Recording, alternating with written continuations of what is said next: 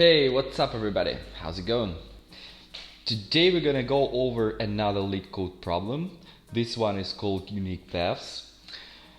So, a robot is located at the top left corner of this grid, and the robot can only move either down or right at any point in time. The robot is trying to reach the bottom right corner of the grid, this one. How many possible unique paths are there? So first of all, let's discuss what do we consider as a path. So at any point we can, for instance, if this robot would go right until it can't anymore, it will end up here, and then go down, it will end up at this point, at finish point, right? So this is one path. It doesn't matter how many steps are there, but this is only one path. So how can we solve this problem? One node can help you find the way to a solution. So imagine that we already know how many paths we need to end up at this point. One cell up from the finish, right? And the same we know, and let's denote as 6 for instance. And the same we know about this point, how many paths lead to this point. So we can denote it as y. So we know these two numbers. And if this robot takes one step right from this point or one step down from this point, it means that we're at this finish point and we're done. And if we sum x and y, this gives us the answer for this point. So that's how many paths lead to this point, right? Because if we take one more step, it doesn't change the number of paths, right? It's just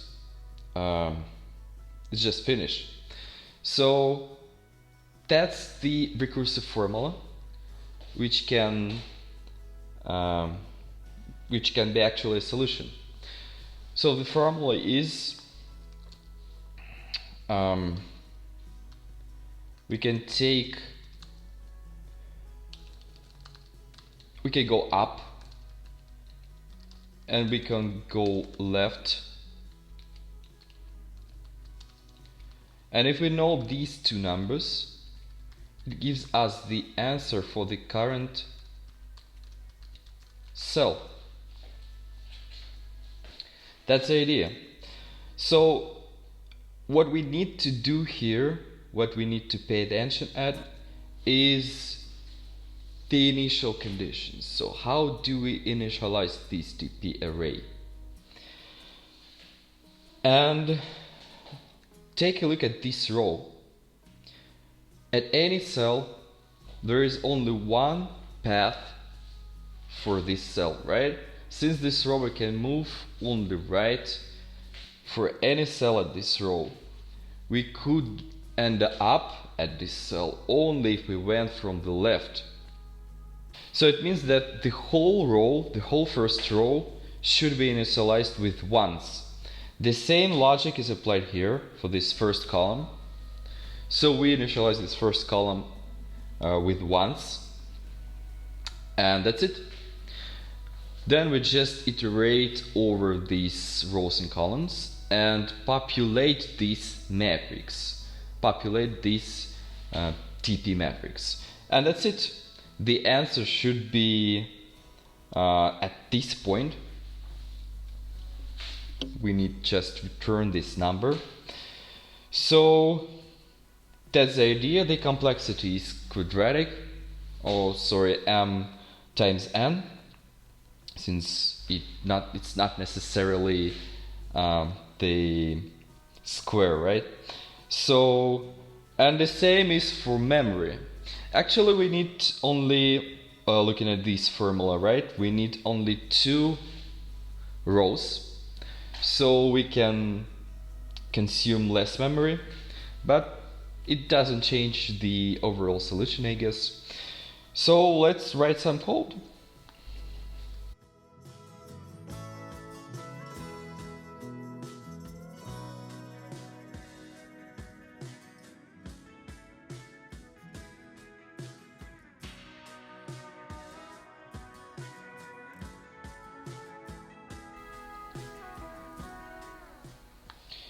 And accept it. Alright, so as usual guys, if you have any questions, please ask them in the comments below. And please, if you want to see your problem on this channel, please suggest. I'll be happy to dive a little bit in your suggestions. So yeah, if you're interested in preparing for coding interviews, please subscribe to this channel. Keep rocking.